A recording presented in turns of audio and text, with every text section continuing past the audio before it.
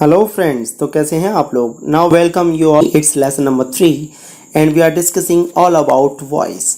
It's active voice and passive voice. Guides, it's a different and totally structure based. In last lesson and overview, I told you about active and passive. In overview, I told you about the concept of subject and object. That was very important and very necessary to understand active and passive and totally the concepts of sentence structure. And it is very helpful for SSC, CGL and CPO, CHSL and stenographer, PGT, TGT, RPSC, first grade, banking and SSC के लिए भी बहुत helpful है क्योंकि sentence improvement में, common errors में passive based या active based structure based questions पूछ लिए जाते हैं. तो अगर हम बात करें तो स्टार्ट करते हैं एक्टिव पैसिव को.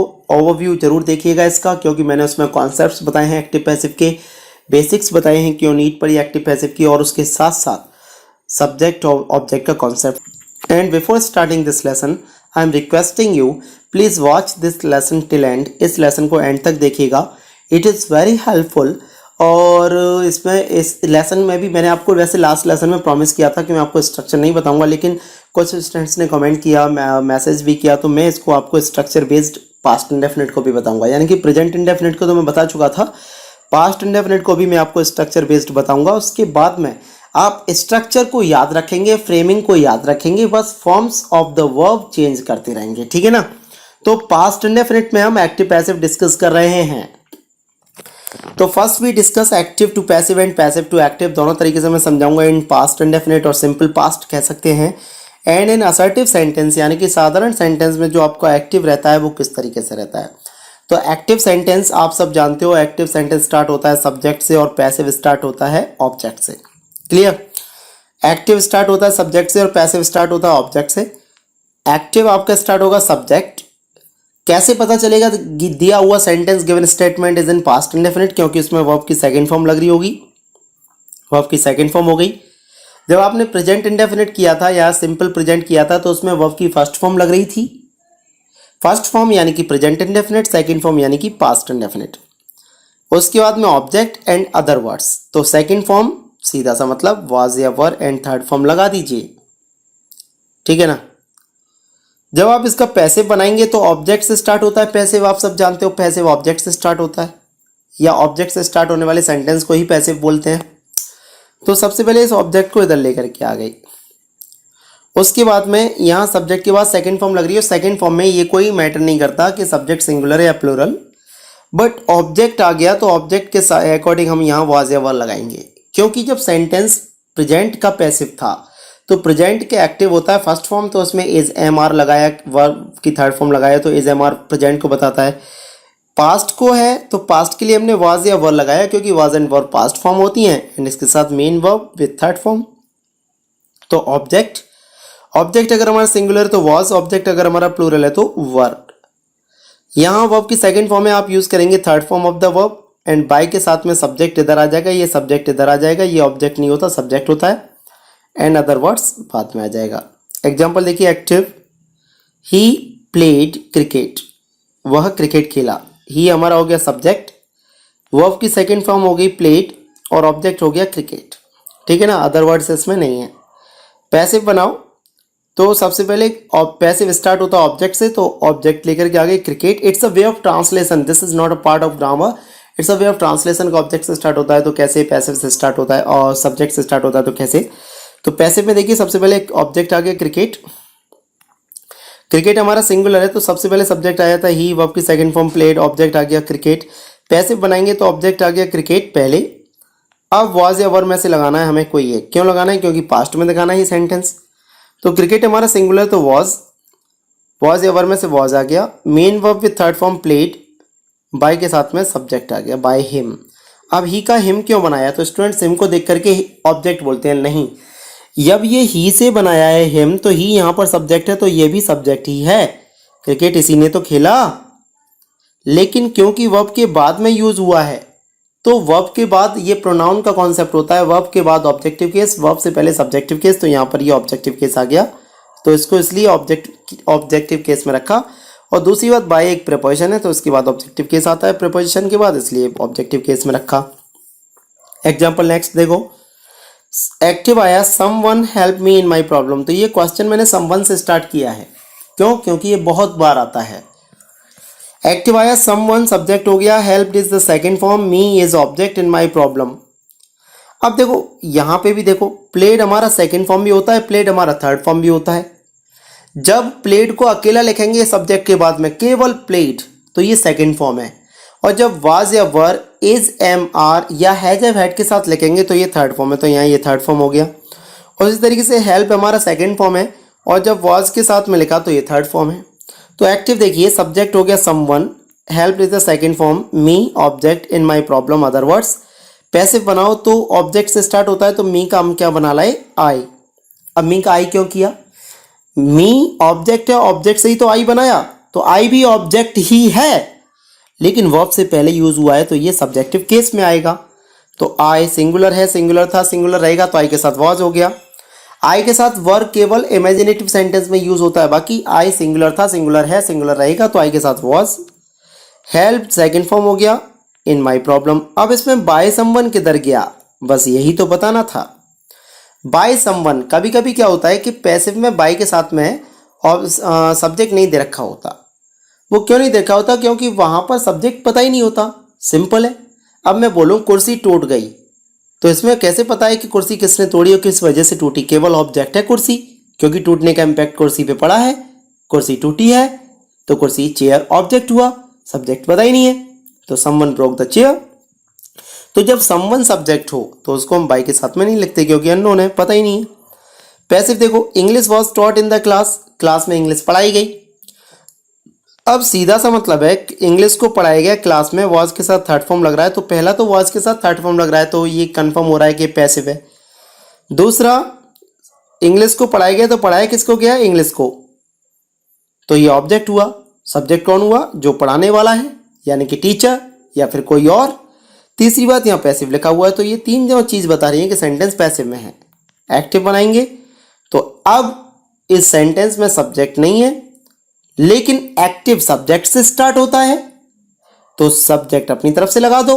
और ऑब्वियस है टीचर पढ़ाएगा इंग्लिश या फिर समवन कोई और पढ़ाएगा, तो someone taught English in the class या teacher taught English in the class.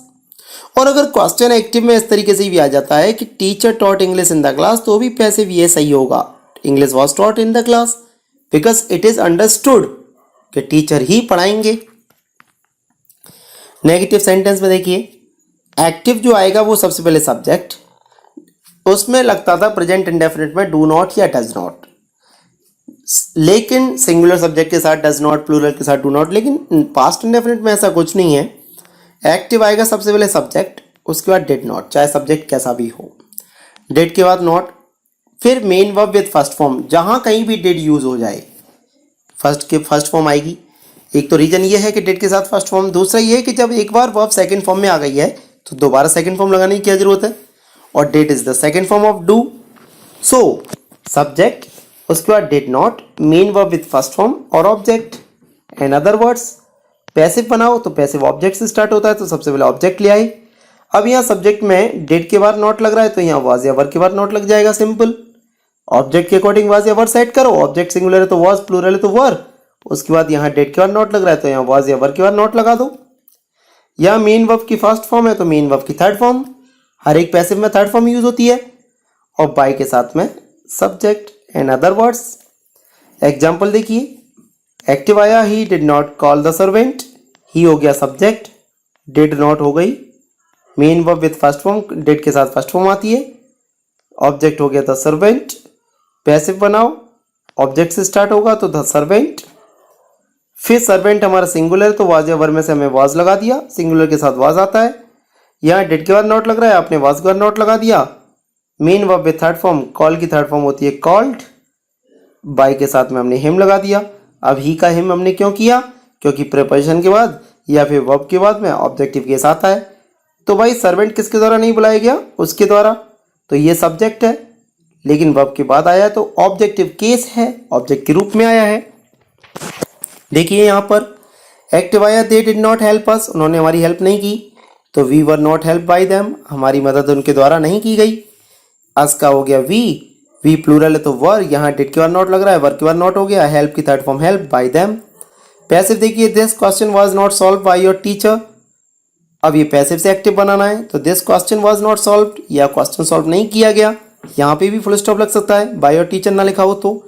Active बनाया, सब्जेक्ट क्या है, योर टीचर, यहाँ वाज के बाद नॉट लग रहा है, डिड एक्टिव में डिड नॉट सॉल्व लगा दो, डिड के साथ फर्स्ट फॉर्म लगता है, डिड की जगह भी तो वाज लगता है, वाज की जगह पे डिड, तो your teacher did not solve this question. Simple सी बात।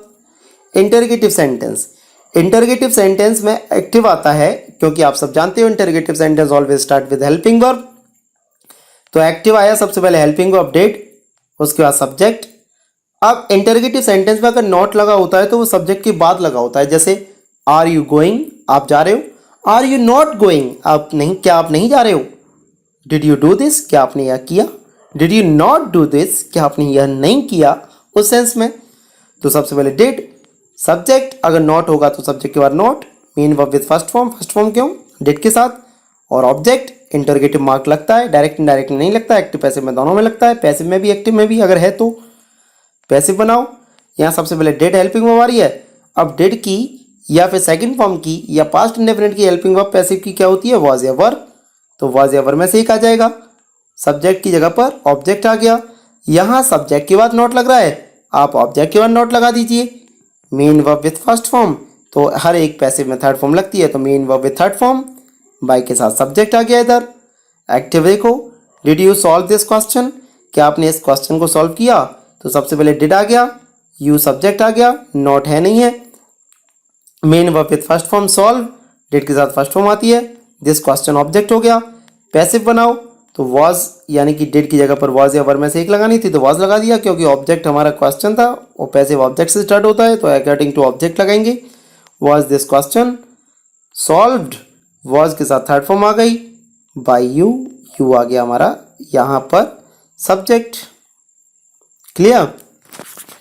Did you not break the rules, तो डिड हो गया हेल्पिंग वर्ब, यू हो गया सब्जेक्ट। अब यहाँ सब्जेक्ट के बाद नॉट लग रहा है, ब्रेक द रूल्स, तो यहाँ पैसिव में आपने वर लगा दिया क्योंकि रूल्स प्लूरल है, तो वर द रूल्स, ऑब्जेक्ट हो गया रूल्स, ऑब्जेक्ट इधर आ गया।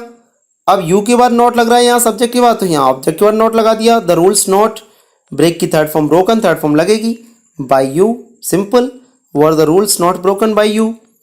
वर दे नॉट हेल्प्ड, क्या उनकी मदद नहीं की गई, तो अब यहाँ सब्जेक्ट नहीं है, किसने मदद की या किसने नहीं की, तो डिड, सब्जेक्ट अपनी तरफ से मान लिया, someone not help them, did के साथ first form.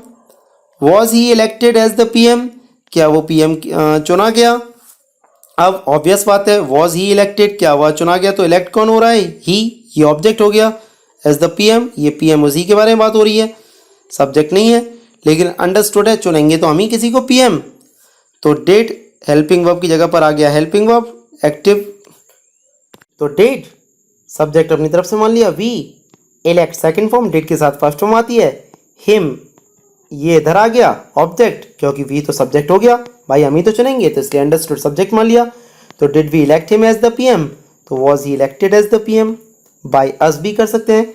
Interrogative sentence second, अगर इंटरगेटिव सेंटेंस में क्वेश्चन वर्ड पहले दे रखा है तो वही क्वेश्चन वर्ड नीचे आ जाता है, बाकी फॉर्म्स वही रहती हैं। अब स्ट्रक्चर समझना छोड़ दीजिए, सिंपल सी बात, why did you not tell me the matter, why आ गया सबसे पहले इंटरगेटिव वर्ड, डिड आ गया, सब्जेक्ट आ गया, नॉट आ गया सब्जेक्ट के बाद नॉट, क्योंकि इंटरगेटिव में सब्जेक्ट के बाद नॉट आता है, मी ऑब्जेक्ट हो गया, द मैटर, तो why was this matter not told by you, या वाई वॉज दिस मैटर हमने यूज़ किया, why was this matter not told to me by you, सीधा सा मतलब। आगे देखिए, when did you break the chair, क्या आपने चेयर को तोड़ा, तो when was this chair broken by you, यह चेयर आपके द्वारा कब तोड़ी गई, व्हेन आ गया, तो वही व्हेन नीचे आ गया, डिड की जगह पर वॉज आ गया, यू सब्जेक्ट है, इसकी जगह पर ऑब्जेक्ट आ गया, दिस चेयर, यहाँ सब्जेक्ट के बाद में वर्ब है तो यहाँ ऑब्जेक्ट के बाद वर्ब आ गई थर्ड फॉर्म में, by you. Was he not help by Ram, तो did Ram not help him. Was this game played, तो did someone play this game, क्योंकि डिड के साथ फर्स्ट फॉर्म आती है, तो was helping verb, this game generally हो गया ऑब्जेक्ट, प्लेड समवन हमने अपनी तरफ से लगा दिया सब्जेक्ट, तो did someone played this game. So thank you very much.